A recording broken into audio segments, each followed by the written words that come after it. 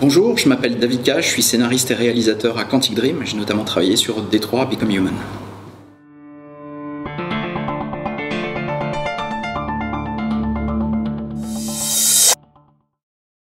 On est ici sur le plateau de motion capture de Quantic Dream. C'est là que sont faits tous les tournages des jeux qu'on crée, notamment Détroit. Voilà, c'est un système où on a 80 caméras infrarouges qui sont à 360 degrés et on va tout simplement enregistrer les mouvements de corps et de visage des acteurs qui font leur performance ici. Donc voilà, tout est tourné ici. C'est ici qu'il y a eu Ellen Page, Willem Dafoe et bien d'autres. Donc voilà, ici on tourne donc en performance capture, donc on va tourner corps et visage et en fait on va placer des tout petits marqueurs qu'on peut voir là, qui sont des petits marqueurs collants. On en met 80 sur le visage d'un acteur et c'est ce qui va permettre aux caméras de voir les mouvements subtils du visage. Et pour les placer, on va créer un masque pour chaque acteur. On va créer un masque comme ça qui est basé sur un scan 3D. Donc c'est comme une photographie en 3 dimensions. Ensuite c'est imprimé en 3D et voilà, qui est exactement taillé sur le visage de chaque acteur. Et ce masque est percé de petits trous. Et en fait, ça va permettre de replacer les marqueurs chaque jour exactement au même endroit du visage. Okay. Donc ça, c'est le visage de Connor dans le jeu Détroit.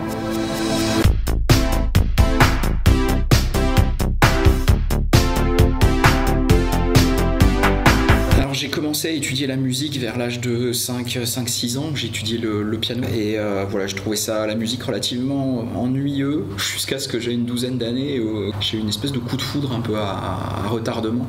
Et voilà, je me suis mis à composer, à écrire, à apprendre la guitare, à développer vraiment ça parce que je suis vraiment adoré la musique. Et j'ai commencé très vite à travailler avec des ordinateurs, des séquenceurs, puisque en fait quand j'avais 15-16 ans, c'était à peu près l'âge où on commençait à faire de la musique. Ce qu'on appelle une MAO, musique assistée par ordinateur, on commençait à utiliser les machines pour faire de la musique. Et donc je travaille avec des séquenceurs, des sampleurs, et sur les tout premières machines qui sont arrivées. De fil en aiguille, j'ai commencé à travailler semi-professionnellement, je dirais, en même temps que j'allais au lycée. Je travaillais en studio, donc je travaillais pour différents clients, je composais de la musique, j'arrangeais, je faisais différentes choses. Jusqu'au moment où, à 18 ans, après un passage éclair à la fac de sciences économie de Strasbourg, vraiment un passage éclair, j'ai commencé à travailler pour différents clients, différentes sociétés, différentes maisons de disques et je suis venu m'installer à Paris. Là, j'ai commencé à travailler pour des sociétés de jeux vidéo, puisque je suis tombé exactement au moment où les premiers jeux vidéo sur CD-ROM arrivaient et donc on avait besoin de vraie musique enregistrée par des musiciens dans un studio, alors qu'avant on était limité techniquement et on pouvait faire que de la musique avec du synthétiseur de la console. Et comme j'étais à la fois un gamer et un musicien de métier, j'ai commencé à travailler pour différentes sociétés. De fil en aiguille, j'ai commencé à rencontrer des gens, à comprendre comment marchait ce métier, à avoir des amis qui étaient programmeurs, qui étaient infographistes. Et de fil en aiguille, je me suis mis à écrire le jeu auquel je rêvais de jouer. Ça a été mon premier jeu qui s'appelle Nomad Soul, qu'on allait signer avec une société qui s'appelait Eidos, qui faisait Tomb Raider à l'époque, sur lequel le chanteur David Bowie allait collaborer. Mon métier n'est pas exactement directeur artistique. Mon métier est celui de scénariste et de réalisateur. Dans le jeu vidéo, on appelle ça game director. Je dirais que c'est un métier qui est très proche de celui d'un réalisateur de film. C'est-à-dire, d'une certaine manière, je suis responsable de la qualité finale de ce qu'on crée. Dans tous les domaines. Donc je dois m'assurer que le jeu est intéressant, il est jouable, que la musique correspond, que l'éclairage va bien, que c'est filmé correctement, que c'est écrit correctement, que c'est joué correctement, etc. Comme un réalisateur de film, j'ai en tête le cap. J'ai en tête la direction dans laquelle je veux aller, est-ce que ce jeu doit raconter, doit porter. Et en fait, mon travail va être de synchroniser tous les départements pour s'assurer que tout le monde porte le même message et raconte la même chose. Comme ce sont des développements qui sont assez pharaoniques, puisqu'on est plus de 200 personnes pendant 4 ans, c'est vraiment énormément de monde. Il y a énormément de gens très créatifs et très talentueux, mais l'important, c'est un peu comme un chef d'orchestre, c'est de s'assurer que tous les musiciens jouent la même partition, et en tout cas jouent le même morceau, même si chacun l'interprète à sa manière et amène son talent. Il faut que tout le monde joue dans l'orchestre et voilà, il porte la même chose. Et je pense que le travail d'un réalisateur de film ou d'un réalisateur de jeu, c'est un peu celui d'un chef d'orchestre. que je conseillerais, ça serait certainement de faire des études. Il y a beaucoup de jeunes étudiants, voire plus âgés, qui se disent je suis passionné de jeux vidéo, les jeux vidéo c'est ma vie, donc je veux en faire mon métier parce que c'est ma passion. Et c'est pas toujours le bon raisonnement. Alors, être passionné, c'est quelque chose qui a un plus, c'est un avantage, mais ça suffit pas. Il y a des tas de gens qui adorent la musique. Ça fait pas d'eux des bons musiciens. On peut aimer la musique et ne pas savoir jouer ou ne pas savoir composer. C'est un peu pareil dans les jeux. On peut adorer les jeux et pas forcément avoir quelque chose à apporter dans la création d'un jeu. Les gens qui veulent vraiment faire leur vie et qui considèrent que c'est ce qu'ils ont envie de faire, je leur conseille de faire des études parce que l'époque où on recrutait juste des gens parce qu'ils étaient passionnés et terminés. Aujourd'hui, on recrute des ingénieurs, on recrute des gens qui ont fait des écoles d'art, des écoles d'animation, des écoles de cinéma. C'est vraiment la base pour rentrer dans ce métier. Je pense qu'il faut arriver à mettre un pied dans une entreprise, il faut savoir pourquoi on vient dans telle entreprise et pas telle autre. Chez nous, par exemple, à Quantique, ce qu'on privilégie avant tout, c'est la passion, c'est l'enthousiasme, c'est l'envie, c'est l'envie de créer quelque chose qui soit un petit peu différent. On a un positionnement en tant qu'entreprise qui est un petit peu différent. Et voilà, il y en a d'autres qui se passionnent pour les jeux d'action, il y en a d'autres qui se passionnent pour les jeux de voiture ou les jeux de sport. Tout ça est respectable, mais bien choisir où on veut commencer sa carrière, essayer de savoir pourquoi on va ici plutôt que là. Et ensuite apprendre sur le terrain. On apprend beaucoup de choses à l'école, y compris dans les écoles de jeux vidéo, puisque ça existe évidemment aussi. Mais on apprend vraiment sur le terrain, c'est un métier qui change très vite, tout le temps. Les technologies changent, les méthodes changent, les concepts de jeu évoluent très très vite. Et je pense que ce qui est important, c'est de s'immerger, se plonger, apprendre sur le terrain aussi. Et puis voilà, soit on décide de grandir au sein d'une entreprise, soit on décide, une fois qu'on a acquis suffisamment d'expérience, de monter son propre studio et de se lancer à l'aventure parce qu'on a une idée, un concept qu'on porte et qu'on a envie de développer. Mais voilà, je voudrais dire que c'est un métier qui est absolument passionnant. C'est un métier dans lequel on embauche énormément. Il y a vraiment beaucoup de travail. On cherche en permanence, que ce soit des gens qui ont un profil plutôt scientifique ou mathématique ou côté programmation, ingénieur. On cherche aussi beaucoup de créatifs, d'artistes. Voilà, c'est passionnant, ça permet de voyager aussi parce qu'il y a des studios certes français comme Quantic Dream, il y en a d'autres, mais il y a aussi beaucoup de studios à l'étranger et en fait les gens qui travaillent dans le jeu vidéo sont souvent des gens à qui voyager ne fait pas peur parce qu'on peut trouver vraiment du travail aux quatre coins du monde. Donc si on a envie d'allier sa passion avec la découverte d'une autre culture, c'est aussi un métier qui est formidable à ce point de vue. C'est une question qu'on n'arrête pas de se poser dans cette industrie depuis 15 ans. On a un peu de mal à trouver une réponse. Parce que l'avantage, je dirais, la difficulté des jeux vidéo, c'est qu'ils prennent différentes formes. Candy Crush sur un téléphone mobile, c'est un jeu vidéo. Le dernier Call of Duty, c'est un jeu vidéo. Et pourtant, qu'est-ce que ces expériences ont en commun? Elles sont très très différentes par essence, par nature, et pourtant, tout ça s'appelle des jeux vidéo. Donc il y a une vraie diversité. Il y a aussi souvent des gens qui disent ça c'est un jeu vidéo, ça c'en est pas un. C'est un petit peu compliqué parce que je crois que personne ne peut s'arroger le droit de décréter ce qui est un jeu, ce qui n'en est pas. Je crois qu'en fait ce qui fait la richesse de ce média, c'est sa diversité. Et ça c'est absolument extraordinaire d'avoir des expériences aussi différentes qui s'adressent à des publics différents, qui proposent des expériences aussi de jeux différentes. Pour moi un jeu vidéo c'est tout simplement une expérience dans laquelle on interagit. C'est aussi basique et simple que ça, c'est-à-dire à travers une action on va modifier ce qui se passe. C'est vrai pour Candy Crush, c'est vrai pour Call of Duty, c'est vrai pour un jeu comme Détroit. Dès lors qu'on modifie l'expérience par son implication, on est pour moi dans une expérience interactive dans un jeu vidéo. Je crois qu'il n'y a pas un format jeu vidéo, il n'y a pas une recette, il n'y a pas une liste de choses qu'il faut faire ou pas faire pour être un jeu vidéo. Je pense qu'on voit des tas d'expériences qui sont très différentes. On voit des jeux qui sont plutôt poétiques comme Journey, on voit des jeux qui sont plus dans la construction comme Minecraft, on voit des jeux qui sont plus dans la narration, on voit des jeux qui sont plus dans l'émotion, dans ci ou dans ça. Tout ça est respectable et quelque part c'est pas du tout un problème, c'est une richesse. C'est cette diversité-là, cette richesse-là qui fait que ce média est absolument incroyable et fascinant. Je crois qu'en fait, ce sont deux médias qui ont des points communs, mais qui ont des différences qui sont assez fondamentales. La première, et pour moi la plus importante, c'est que quand on va dans une salle de cinéma regarder un film, on est spectateur. C'est-à-dire que l'histoire, les personnages, tout ce qui se passe est figé sur la pellicule. Moi, spectateur, je peux assister à ça passivement, je peux ressentir des choses en le regardant, mais en aucune manière, je ne peux modifier ce qui est sur la pellicule. Dans un jeu vidéo, ce qui est absolument extraordinaire, c'est qu'en fait, on peut changer ce qui se passe à travers ses actions. On n'est pas un spectateur, on est un interacteur.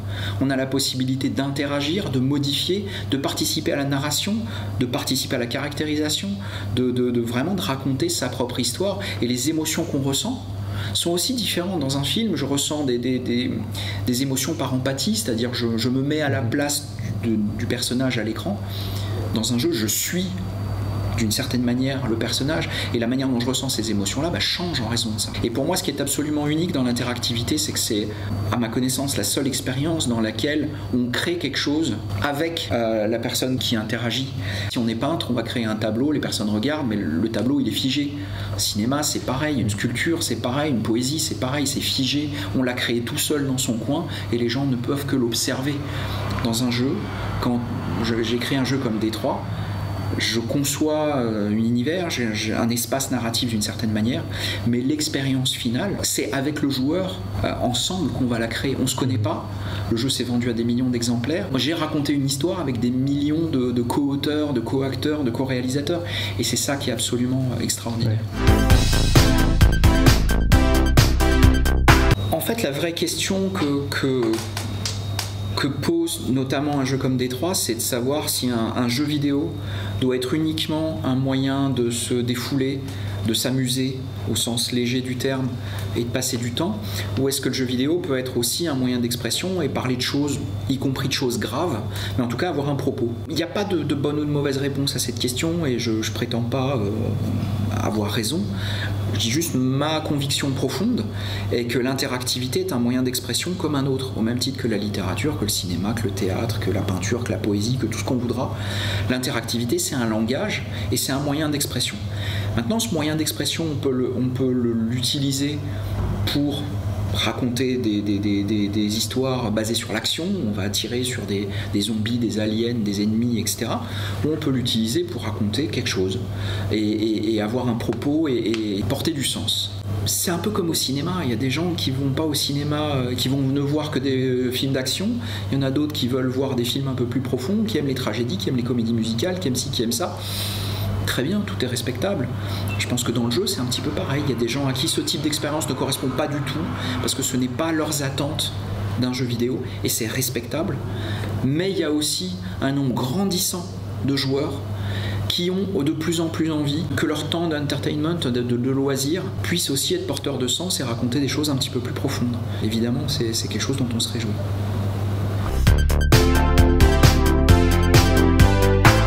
Alors la question de l'open world et de la narration est un sujet qui est assez complexe et assez intéressant. Alors, il y a beaucoup de joueurs qui considèrent que le jeu parfait est un jeu qui est totalement ouvert, où on peut aller où on veut et faire tout ce qu'on veut. Et c'est vrai, et il y a un certain nombre de jeux qui font ça particulièrement bien. En même temps, quand on veut raconter une histoire, avoir une relation un peu plus proche avec le joueur, on essaye de faire en sorte que le fait de tisser cette relation ne soit pas une limite de sa liberté, mais soit en fait une optimisation de son expérience. Ce que je veux dire par là, c'est que si on donne un open world et que le joueur est là devant, il se dit je peux marcher pendant 3 heures à pied par là, ou je peux marcher pendant 3 heures à pied par là-bas, oui c'est un open world, oui c'est un choix. Est-ce que ça en fait nécessairement une expérience passionnante et en soi? Pas forcément.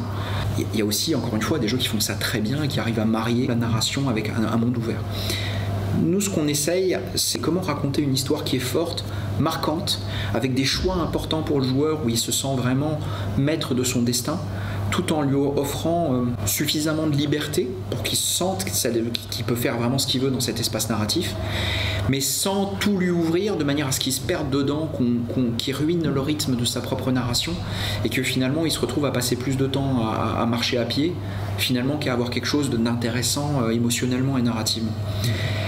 Il ne s'agit pas de lui donner des kilomètres carrés pour le plaisir de lui donner des kilomètres carrés, il s'agit de lui donner un espace dans lequel il peut raconter sa propre histoire. C'est une problématique qui est assez complexe si on veut vraiment concilier la liberté géographique avec la liberté narrative, parce que parfois les deux peuvent rentrer en conflit. Ce sont des sujets qui sont complexes, qui sont délicats et sur lesquels tout le monde réfléchit et se pose des questions pour l'instant. Alors je fais des jeux et pas des films parce que je suis passionné de jeux. C'est aussi bête que ça. Encore une fois, ce sont deux médias qui sont très différents. Le langage filmique est en grande partie commun, mais il y a d'énormes différences et pour moi ces différences sont extrêmement importantes. On invente en permanence un nouveau langage. C'est des techniques même de cinématographie, entre guillemets, qu'on invente. C'est de la cinématographie interactive. Tout ça, ça s'invente, ça se crée et c'est ça qui est passionnant là-dedans. Il est certainement plus facile de faire des choses qui sortent de la norme dans le jeu vidéo aujourd'hui. Une expérience comme Détroit, c'est un jeu babylonien. S'il avait fallu faire le film, ça aurait été un film à très très gros budget. Je ne sais pas si qui que ce soit m'aurait fait confiance pour réaliser ça, ou pour l'écrire, ou pour le concevoir. Dans le jeu, il y a encore une certaine liberté d'explorer des univers, des thèmes. Il y a tout à inventer dans le jeu vidéo. Au cinéma, il y a tellement de choses qui ont été faites avec tellement de talent que quelque part arriver à exister au cinéma, il faut vraiment être très très très très fort. Je n'ai pas cette prétention-là. Dans le jeu, il y a aussi beaucoup de choses qui ont été faites, mais il y a beaucoup plus de place parce qu'on est au tout début de ce média d'une certaine manière. Le cinéma a plus d'un siècle d'histoire, le jeu vidéo a 30 ans, un peu plus. C'est un espace encore de liberté de création, où il y a encore beaucoup à faire, beaucoup à inventer. C'est aussi un média dans lequel la technologie et la création sont étroitement liées. Donc c'est assez intéressant. On développe à Quantic Dream les moteurs, les outils, les technologies pour supporter la vision créative qu'on a. Ça aussi, c'est assez passionnant d'inventer des moteurs de rendu pour essayer d'émuler une vraie caméra, émuler la lumière, émuler un peu des tas de choses du monde réel. Comment on fait pour recréer ça ? La musique interactive. Comment est-ce qu'on fait pour pas avoir une musique qui a été linéaire et composée une fois pour toutes, mais qui va s'adapter en temps réel aux actions du joueur. Toutes ces problématiques-là sont des problématiques technico-artistiques qui sont absolument fascinantes. Donc oui, c'est un espace de liberté, c'est un espace d'invention, de création. Et je pense que vraiment, si on a envie d'être pionnier dans quelque chose aujourd'hui, c'est dans le jeu vidéo qu'il faut travailler. C'est vraiment un média dans lequel tout reste à inventer. La musique, on a coutume de dire que c'est 50% de l'image. Et en fait, c'est quelque chose qu'on constate. On a beau le savoir, on le constate avec étonnement à chaque fois.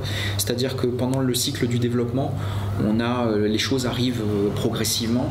Et pendant longtemps, on travaille sans musique. Et c'est vrai que la minute où on a la musique qui arrive, tout à coup le jeu s'éclaire, il devient plus beau, il devient plus compréhensible, il devient plus émouvant. C'est vraiment 50% de l'image, la musique, c'est ce qui est assez étonnant. Et donc moi, par mon parcours, j'étais particulièrement sensible à ça. Je l'ai découvert dès Nomad Soul en 1999 avec la collaboration avec David Bowie. Ça s'est renouvelé sur un autre jeu qui s'appelle Fahrenheit, où j'ai eu la chance de travailler avec un compositeur qui s'appelle Angelo Badalamenti, qui est le compositeur attitré de David Lynch, qui a fait le thème de Twin Peaks, etc.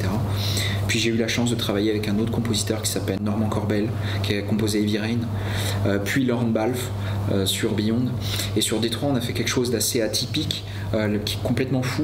C'est qu'en fait, comme on avait 3 personnages jouables, on a décidé de travailler avec 3 compositeurs différents pour que chaque personnage ait sa couleur musicale.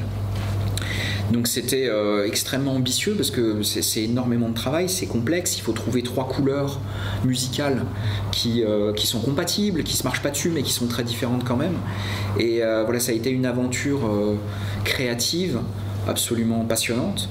On a travaillé avec un compositeur iranien qui s'appelle Nima Fakrara, qui a travaillé sur la musique électronique, qui est quelqu'un qui invente des instruments. Qui va se sampler dans son studio. Donc il a des tiges de métal de 10 mètres de long sur lesquelles il tape avec un marteau, il récupère le son avec un micro-guitare et ça repasse par un ampli. Enfin voilà, il invente des sons comme ça. Il a fait une bande-son absolument incroyable pour le personnage de Connor. On a travaillé avec un compositeur de films américain qui s'appelle John Paisano, qui a travaillé sur beaucoup de séries télé, beaucoup de films, avec qui on a travaillé avec des grands orchestres. Donc on était enregistré à Berlin, à Vienne, avec des chœurs, avec vraiment une formation classique pour avoir une bande-son très épique pour la bande-son du personnage qui s'appelle Marcus. Et enfin, on a travaillé avec un compositeur qui s'appelle Philippe Shepard, qui est violoncelliste, qui a travaillé avec David Bowie aussi, qui est un compositeur absolument incroyable, qui joue du violoncelle, mais qui va mélanger ça dans des boucles électroniques et qui va vraiment retravailler le son, des sons acoustiques. De cette manière-là, on était enregistré à Abbey Road, pareil avec un orchestre symphonique là-bas. Donc, 3 expériences complètement différentes, 3 sons, et puis vraiment, voilà, les retours qu'on a sur la bande-son de Détroit sont absolument extraordinaires. On en est vraiment très fiers.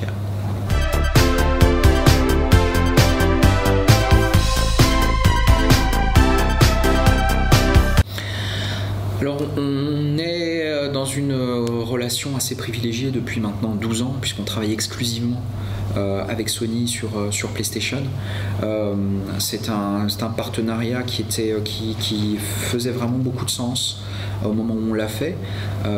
Travailler sur PlayStation, qui est une console absolument extraordinaire, c'est aussi un peu une solution de facilité. C'est un petit peu plus simple de se concentrer sur une seule plateforme plutôt que d'essayer d'être compatible avec toutes les plateformes du marché, parce que du coup on finit par faire beaucoup de compromis aussi, surtout à l'époque où il y avait beaucoup de disparités techniques entre toutes les plateformes. On se retrouvait souvent à baisser le niveau général pour arriver à être compatible avec tout.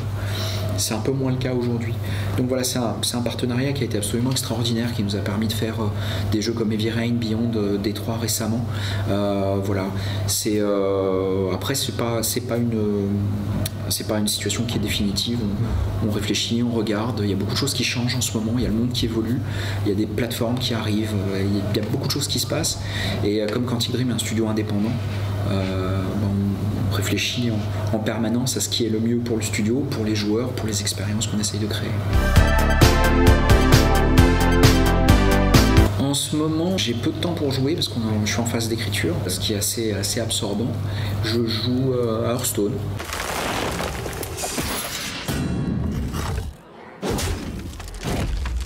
Voilà, tout bêtement, c'est vrai que c'est quand on n'a pas beaucoup de temps pour jouer, ça permet d'avoir des parties courtes et voilà, je suis pas très bon d'ailleurs. Et puis après, c'est ce à quoi je joue pour mon plaisir, mais après professionnellement, très honnêtement, je joue à peu près à tout ce qui sort pour voir ce qui se passe, pour voir les choix techniques qui ont été faits, pour voir les choix de gameplay. Mais disons que c'est plus jouer pour son travail que jouer pour son plaisir. Mais voilà, il y a énormément de jeux qui sont passionnants sur PlayStation et ailleurs. Le dernier jeu qui m'a vraiment mis une claque date de l'année dernière, je pense que c'était un jeu qui s'appelle Inside, qui était un jeu à scrolling horizontal mais qui était vraiment assez étonnant et qui portait pareil vraiment un propos, qui racontait quelque chose d'assez fort à travers des mécaniques de jeu un peu classiques, mais la DA était tellement intéressante que c'était vraiment un jeu étonnant. Alors c'est des questions qu'on s'est beaucoup posées quand on a commencé à créer ce type d'expérience, et c'est aussi des questions qui sont très débattues aujourd'hui dans l'industrie du jeu vidéo, c'est de savoir comment s'établit la relation entre le joueur et le personnage qu'il incarne. Est-ce que le joueur devient le personnage? Est-ce qu'il contrôle le personnage? C'est-à-dire est-ce qu'on intériorise quelque part ce nouveau personnage, ou est-ce qu'on reste quand même une espèce de marionnettiste d'une certaine manière? Et en fait on se rend compte que la relation, à force de créer ces expériences depuis 20 ans, qu'en fait il se tisse une relation d'empathie assez proche finalement de ce qui se passe au cinéma. Nous, ce qu'on a découvert, c'est que dans un jeu, il est possible de créer cette relation-là, c'est-à-dire qu'il y a un personnage qui existe, qui a sa personnalité, son caractère, qui n'est clairement pas moi, mais en fait, à travers cette relation d'empathie, je vais commencer à partager ce qu'il ressent. Et ça, moi, c'est une relation qui me fascine. Et c'est pour ça que j'ai toujours un peu du mal avec les jeux parfois qui sont first person ou qui essayent de me laisser customiser complètement mon personnage. Je comprends, et ça marche pour un certain public. Moi, j'ai un peu de mal avec ça parce que quelque part, j'ai rien auquel me rattacher. Je n'arrive pas à croire que ce personnage en first person, c'est moi en tant que personne, et j'ai rien, j'ai une coquille vide en face. Dès lors qu'on crée un personnage qui a une personnalité, des émotions, une histoire, c'est beaucoup plus facile de se projeter parce qu'on va ressentir de l'empathie, même si on n'est pas ce personnage, mais la relation qui se tisse est forte et on va se mettre à ressentir ce que ressent ce personnage. Et c'est une espèce de symbiose, presque au sens biologique du terme, c'est-à-dire c'est un mélange de ce que je comprends de ce personnage, son histoire, de ce qu'il est, mais moi, joueur, je vais pouvoir impacter ça et quelque part y mettre un peu mon grain de sel et le transformer un peu à ma sauce. Et c'est quelque chose qu'on constate, c'est quelque chose qui est fascinant, et je crois pas qu'il y ait eu vraiment d'études scientifiques sérieuses sur ce sujet-là, alors que c'est un sujet qui est absolument passionnant. Comment se tisse cette relation symbiotique entre un joueur et le personnage qu'il incarne. Et moi, je suis toujours assez surpris. Il y a un joueur qui me racontait cette histoire. Dans Fahrenheit, le joueur a son ex-petite amie qui vient frapper à la porte parce qu'elle vient récupérer ses affaires. Ils vivaient ensemble, ils se sont séparés. Elle vient récupérer ses affaires et repartir. Et le joueur, la première fois, me raconte qu'il joue comme il est dans la vie. Il a la possibilité d'être très dur et très froid avec son ex-petite amie, ou au contraire, d'être plutôt sympathique. Et s'il est sympathique, de fil en aiguille, ils peuvent finir ensemble de nouveau.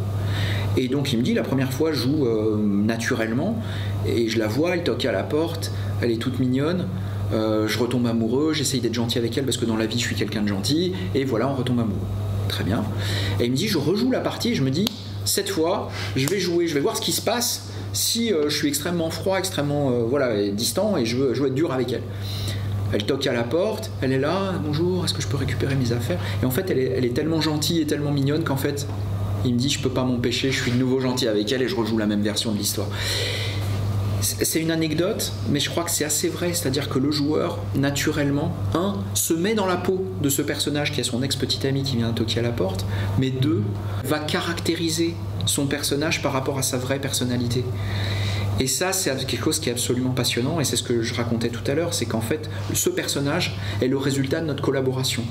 C'est le personnage que j'ai écrit avec le champ des possibles, l'espace narratif que j'ai créé, mais c'est le joueur qui va décider dans cet espace narratif de quelle version de ce personnage il veut raconter. Je dois dire qu'on est absolument ravis du retour des joueurs qui est absolument incroyable. Ça fait 20 ans que je fais ce métier et on n'a jamais eu sur un jeu qu'on a créé un tel engouement, un tel enthousiasme, une telle passion. Ça fait immensément plaisir quand on consacre 4 ans de sa vie à porter un projet comme ça, en y croyant, en travaillant dur tous les jours pendant 4 ans, de voir que le projet touche des gens à travers le monde, c'est vraiment le plus grand plaisir qu'on puisse avoir. Donc je voudrais juste dire merci aux joueurs, si on a parmi vos auditeurs, des gens qui ont joué à Détroit, merci à eux de supporter notre travail. Et puis ceux qui n'ont pas acheté le jeu, achetez-le.